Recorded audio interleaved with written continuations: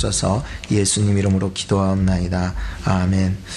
자, 오늘은 마태복음 28장 1절부터 20절 말씀을 전체를 보면서 부활하신 예수님의 마지막 부탁이라고 하는 제목으로 여러분들에게 말씀을 전해드립니다.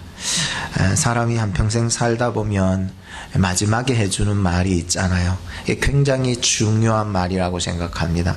오늘 이것이 여러분들의 인생의 정말 중심에 잃어버리지 말고 여러분들 묵상하고 살아나가신다면은 부활의 주님께서 하신 그 약속의 말씀 안에서 여러분들이 반드시 사는 역사가 있게 될 줄로 확신하면서 말씀을 전해드리겠습니다. 오늘 제목은 다시 말하지만 부활하신 예수님의 마지막 부탁입니다. 안식 후 첫날, 지금의 주일입니다. 주일날 새벽이 되었을 때였습니다. 막달라 마리아와 다른 마리아가 무덤에 도착을 했습니다. 큰 지진이 일어났습니다. 주의 천사가 하늘로 내려와 돌을 굴려내고 그 위에 앉았습니다. 그 형상이 마치 번개와도 같았고 그 옷은 눈과 같이 희었습니다. 무덤을 지키는 자들이 무서워서 죽은 자처럼 마치 멍하게 서 있게 되었었습니다. 이 광경을 지켜보았던 다른 여자들도 무서워 떨고만 있었습니다. 그때 천사가 말을 했습니다. 무서워 말라. 십자가에 죽으신 예수는 다시 살아나셨느니라. 제자들에게 알려주라고, 주께서 갈릴리에서 다시 보자고 하시니 이 이야기를 제자들에게 알려주라고 말씀했습니다. 여자들이 무덤을 떠나 달려가는데 예수님이 나타났습니다. 주님의 발을 붙잡고 경배를 합니다. 예수님께서 말씀하셨습니다. 무서워 마라. 가서 내 형제들에게 알려라. 갈릴리에서 다시 보자고. 무덤을 지키던 파수꾼중 몇 명이 대제사장들에게 이 사실을 다 말해주게 되었습니다. 대제사장들은 그들에게 돈을 많이 쥐어주면서 제자들이 몰래 우리가 자는 사이에 이 예수님의 시체를 도적질했다고 동네에 가서 말하라고 시켰습니다. 군병들은 돈을 많이 받고 동네로 뛰어갔습니다. 그리고 외쳤습니다. 동네 사람들이여, 우리가 잠든 사이에 제자들이 와서 예수의 시체를 훔쳐갔습니다. 예수의 시체는 부활한 것이 아니라 훔쳐간 것이에요. 훔쳐갔어요 제자들이라고 동네 방네 소리를 질렀습니다. 제자들은 갈릴리로 갔습니다. 예수님을 만나게 되었습니다. 그리고 다시 감람산으로 자리를 옮겨갔습니다. 감람산은 그들의 아지트였기 때문이었습니다. 거기서 부활하신 예수님께서 마지막 부탁의 말씀을 해주신 내용입니다. 하늘과 땅의 모든 권세를 내게 주셨으니 너희는 가서 모든 족속으로 제자를 삼아 아버지와 아들과 성령의 이름으로 세례를 주고 내가 너희에게 부탁한 모든 것을 가르쳐 지키게 하라. 볼지어다 내가 세상 끝날까지 너희와 항상 함께 있으리라. 할렐루야. 이 말씀을 마지막으로 부탁해 주셨습니다. 너희는 가라는 말씀은 예수님의 이름으로 가야 된다는 거예요. 가지 않으면은요 예수님의 뜻을 이룰 수 없기 때문인 것입니다. 우리의 이름으로 가면 안 되고 모든 통치와 능력과 권세와 그리고 모든 주권이 예수 그리스도에게 있기 때문에 하늘과 땅의 모든 권세를 주님에게 주셨으니 그 이름으로 나가라고 하는 것입니다. 우리가요 천국 갈 때에도 우리의 이름으로 절대 갈 수 없습니다. 오직 하늘과 땅의 모든 권세를 주신 자 예수 그리스도의 이름으로 힘입고 우리는 천국에 들어가게 될 줄로 믿습니다.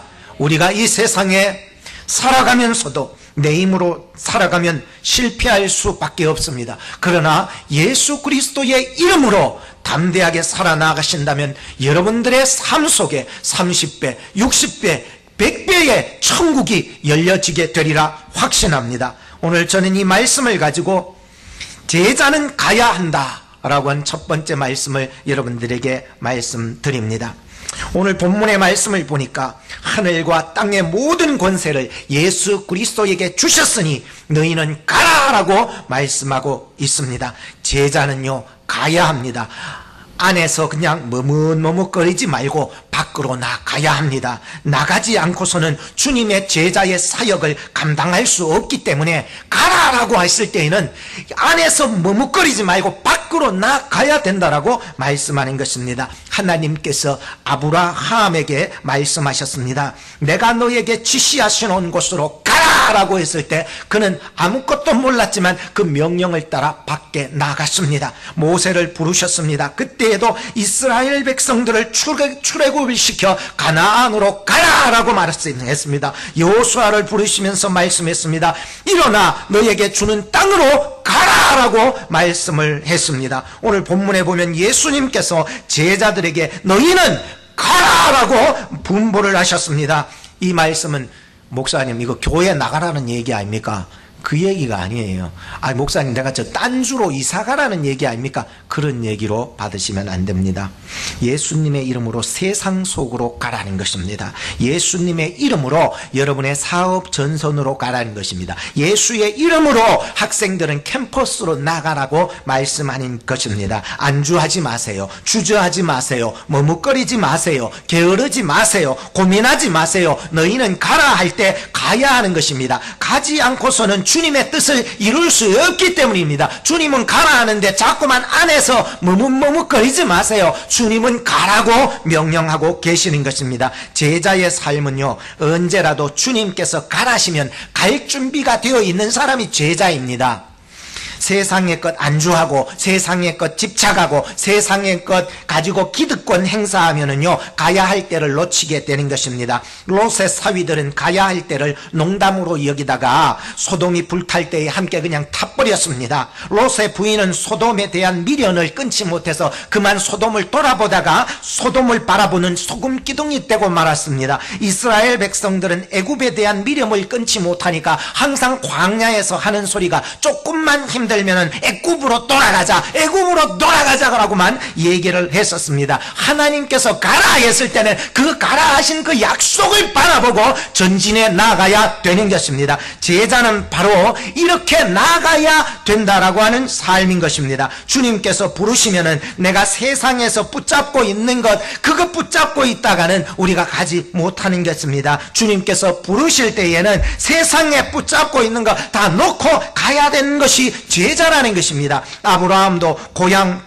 본토 친척을 다 놓고 갔습니다. 그것 붙잡고 있으면 절대로 나아갈 수가 없기 때문에 하나님의 약속하신 곳을 나아가야 되기 위해서는 나의 본토 친척 고향도 내가 가장 아끼는 것도 놓아질 때에 제자의 길을 갈 수가 있게 된다는 말씀입니다. 사도 바울은 목숨을 조금 더 귀한 것으로 여기지 아니하고 주의 길을 나갔던 것이었습니다. 오늘 우리가 목숨 아깝다 생각하면은요 주님의 길 못 갑니다. 제자 못 됩니다. 내가 가진 물질, 내가 가진 명예, 내가 가진 뭐 어떤 가장 귀한, 내가 가진 자식, 내가 가진 부모, 내가 가진 어떤 자기애, 내가 가진 자기 자랑, 자기의 이거 붙잡고 있다가는 주님의 일을 감당할 수가 없다라고 말씀하는 것입니다. 예수님께서는 하늘 보좌를 다 버리고 낮고 낮은 우리를 위하여 이 땅에 오셨던 것이었습니다. 히브리서 11장 16절 말씀에 보면 저희가 이제는 더 나은 본향을 사모하니 곧 하늘에 있는 것이라. 그러므로 하나님이 저희 하나님이라 일컬음을 받으심을 부끄러워 아니하시고 저희를 위하여 한 성을 예비하셨느니라. 데살로니가전서 5장 24절에 보면 너희를 부르시는 이는 미쁘시니 그가 또한 이루리라 라고 말씀하셨습니다. 나아가라고 할 때 나아가십시오. 그러면은 우리의 하나님께서 우리로 하여금 이루어 나가게 하실 줄로 믿습니다. 두 번째는 모든 족속으로 제자를 삼으라고 말씀하고 있습니다. 마태복음 10장에 보면은 1차 제자 파송 얘기가 나옵니다. 이방인의 길로도 가지 말고 사마리아인들의 골로도 들어가지 말고 차라리 이스라엘 집에 잃어버린 양에게로 가라라고 말씀합니다. 즉 자기 백성들에게 가라는 게 혼합족 저 이스라엘 저기 사마리아 지역으로도 가지 말고 저 너머 이방인들에게도 가지 말고 오직 유대인들에게만 복음을 전하게만 하셨습니다. 그런데 오늘 본문 마태복음 28장에 보면은 완전히 다릅니다. 예수님께서 이제 제자들을 파송하시면서 마지막 분부하신 명령은 이제는 유대인에게만 한정되지 않았다는 것을 보았습니다. 그러므로 너희는 가서 모든 족속으로 제자를 삼으라고 말씀하고 있었습니다. 하나님의 구원의 대상은요, 이스라엘 백성들에게만 한정되어 있지 않았습니다. 그런데 이스라엘 백성들의 생각은요, 자기들만 구원받아야 된다는 그런 생각을 가지고 있었습니다. 하나님께서는요, 이스라엘을 택하신 이유가 있습니다. 그게 뭔 줄 아십니까? 내 잘 먹고 내만 구원받고 내 잘 살고 그것이라고 생각하는 것이 아니었습니다. 하나님께서는 이스라엘을 택하신 이유가 있습니다. 그것은 그들을 택하여 그들만 구원받기를 원하신 것이 아니라 그들을 도구로 사용하여 주셔서 세계 모든 만방에 너희들을 향하여서 복음을 증거하기를 원하는 주님의 마음이 있었던 것을 알았기 때문이었습니다. 오늘 여러분들도 여러분들 속에서 안주하고 머뭇거리고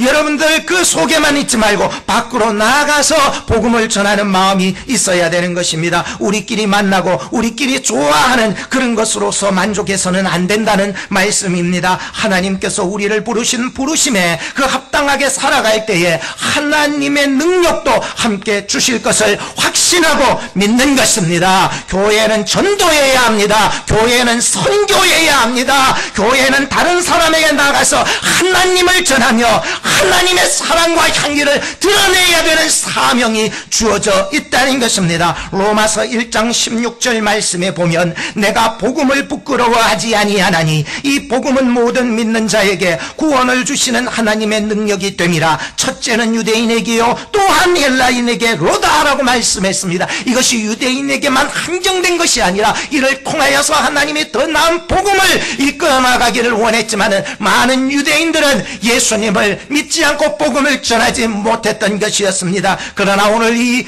11 제자를 통하여서 예수님께서는 놀라운 역사를 기대하고 계셨기 때문에 그들에게 마지막 분부의 말씀을 던져주고 계셨습니다. 고린도전서 12장 13절에 보면 우리가 유대인이나 헬라인이나 종이나 자유자나 다 한 성령으로 세례를 받아 한 몸이 되었고 또 한 성령을 마시기에 하셨느니라 했습니다. 골로새서 3장 11절에 보면 거기는 헬라인과 유대인이나 할레당과 무할레당이나 야인이나 스구디아인이나 종이나 자유인이나 분별이 있을 수 없나니 오직 그리스도는 만유의 주시요 만유 안에 계신다고 말씀하셨습니다. 갈라디아서 3장 28절에 보면 너희는 유대인이나 헬라인이나 종이나 자유자나 남자나 여자 없이 다 그리스도 예수 안에서 하나이라고 말씀해 주셨기 때문입니다. 여러분 유대인이나 헬라인이나 자유인이나 종이나 따질 것 없습니다. 남자나 여자나 아이나 노인이나 구별할 것 없습니다. 미국 사람이나 멕시코 사람이나 중국 사람이나 일본 사람이나 베트남 사람이 그가 잘생겼든지 그가 못생겼든지 누구든지 예수의 이름을 부르는 자는 구원을 얻게 하신 줄로 믿으시기 바랍니다. 제자는 선교사나 목사만이 제자가 아니거든요. 예수 그리스도를 구주로 영접하고 그분을 따르기로 작정한다면 누구라도 제자가 된 줄로 믿습니다. 그러면 여러분은 어떻습니까? 목사입니까? 선교사입니까? 그런 사람만 제자가 아니라는 것이요. 여러분 예수님을 구주로 영접하셨습니까? 그분을 따라 살기로 결정하십니까? 그러면은 저뿐만 아니라 여러분들도 여러분의 삶 속에서 제자의 삶을 살아가야 되는 사명이 주어져 있다라고 하는 것입니다. 세 번째 말씀을 드리겠습니다. 아버지와 아들과 성령의 이름으로 세례를 주라라고 말씀합니다. 아버지가 뭡니까? 성부 하나님입니다. 또 아들이 뭡니까? 성자 예수님입니다. 성령은 뭡니까? 성령 하나님입니다. 어느 한쪽에 치우치지 말고 균형 잡힌 제자가 되라고 말씀하는 것입니다. 어디 하나에 흘러가면은요 성령 부인하면 그 이단되고요, 예수 그리스도의 신성 인성을 부인하면 그 이단됩니다. 하나님의 그 전지전능하신 주권, 창조하신 섭리를 부정하면 이단이 되기 때문에 이 삼위일체 교리는 너무나도 기독교 안에 교회 안에 중요해 있기 때문에 성부, 성자, 성령 하나님을 믿는 여러분이 되기를 주의 이름으로 축복합니다. 이것이 균형이 잘 잡혀야 올바른 제자의 삶을 살아가게 되는 것입니다. 왜냐하면 사도행전 8장에 보면 빌립 집사님이 사마리아를 전도할 때 일이입니다.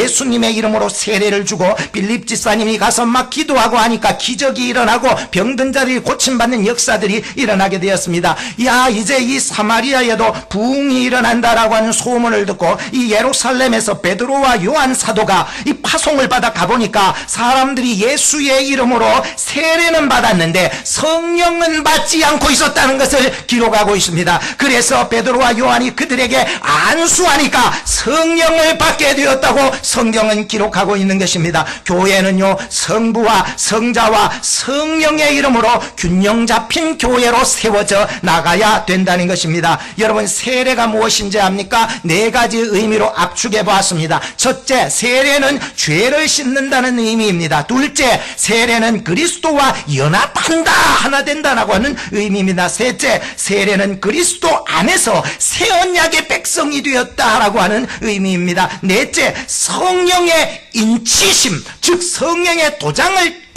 요 세례 받는 거는요, 요거는 내 거다 하고서 종이에다가 우리 사인하듯이 도장을 확 찍어주는 게 성령의 인침. 이걸 바로 세례의 의미 네 가지라는 거예요. 세례의 종류에는 두 가지가 있습니다. 첫째는 물세례가 있습니다. 두 번째는 불세례가 있습니다. 불세례를 성령세례라고도 말합니다. 물세례는 목사님이 물을 가지고 와서 성부와 성자와 성령의 이름으로 베풀어 주는 것이 물세례입니다. 불세례는 뭡니까? 예수의 이름으로 죄를 회개하고 하나님의 자녀가 되었다고 성령께서 도장을 확 찍어주는 것이 불세례인 줄로 믿습니다. 그러므로 우리는 세례를 받아야 될까, 안 받아야 될까?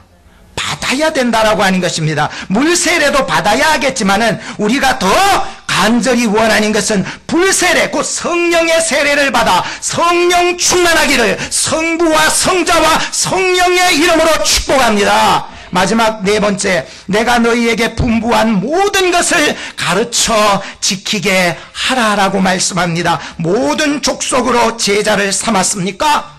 아멘입니다. 성부와 성자와 성령의 이름으로 세례를 주었습니까? 아멘입니다. 그렇다면 그 다음 단계가 뭡니까? 라고 했을 때 이 말씀입니다. 주님께서 분부한 모든 말씀을 계속 가르쳐 지키게 하라라고 하는 말씀이었습니다. 말씀을 계속 가르치는 목표가 무엇입니까? 그것은 주님을 믿는 자 되게 하기 위해서, 주님을 따르는 자 되게 하기 위해서, 주님을 본받는 자 되게 하기 위해서 성령의 열매를 선한 하나님의 백성 만들기 위해서 이렇게 말씀을 계속해서 가르친다라고 하는 것입니다. 고린도전서 3장 3절에 보면 너희가 아직도 육신에 속한 자로다.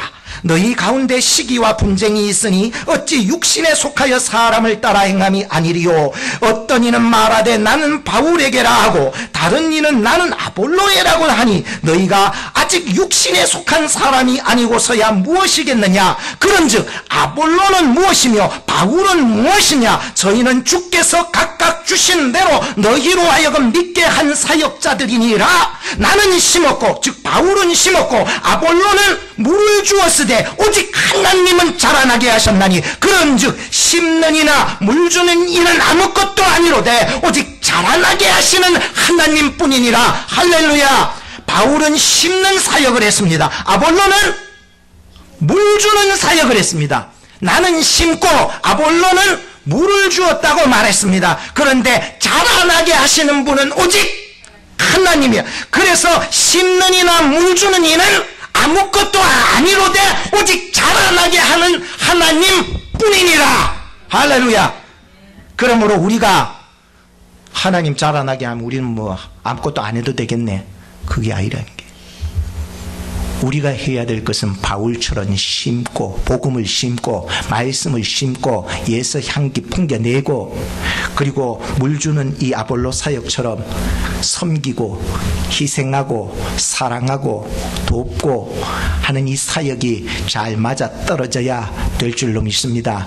그렇지만 이 모든 것이 내 의가 아니라 자라나게 하시는 분은 하나님이십니다. 선한 열매를 먹게 하시는 분은 하나님이십니다. 선한 사람으로 쓰임받게 하시는 그 하나님이 영광을 받으셔야 된다는 거지. 내가 물 좀 줬다고, 내가 그것 좀 심어줬다고 그것이 내 자랑이 되면은 아무것도 아니기 때문인 것입니다.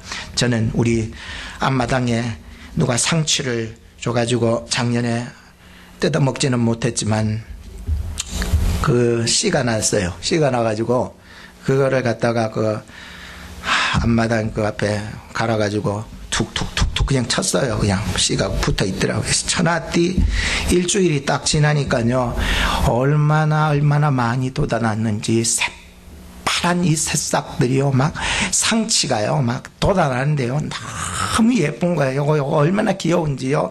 이야, 진짜 저는 그냥 심은 것밖에 없는데 이거 보고 있으니까 이렇게 너무 잘 자라고 있는 게 하나님의 신비를 봤어요. 생명의 신비가 이와 같구나라고 하는 것을 발견하게 했습니다. 여러분, 예수 그리스도를 심어야 될 줄 믿습니다. 복음을 심어야 되는 거예요. 말씀을 가르쳐서 심게 해줘야 된다는 거예요. 1년을 위해서는 곡식을 심고 10년을 위해서는 나무를 심고 100년을 위해서는 사람을 심지만 영생을 위해서는 무엇을 심으라? 복음을 심으라. 할렐루야. 복음을 심어가야 돼. 말씀을 심어야 돼. 예수 그리스도를 심어야 돼.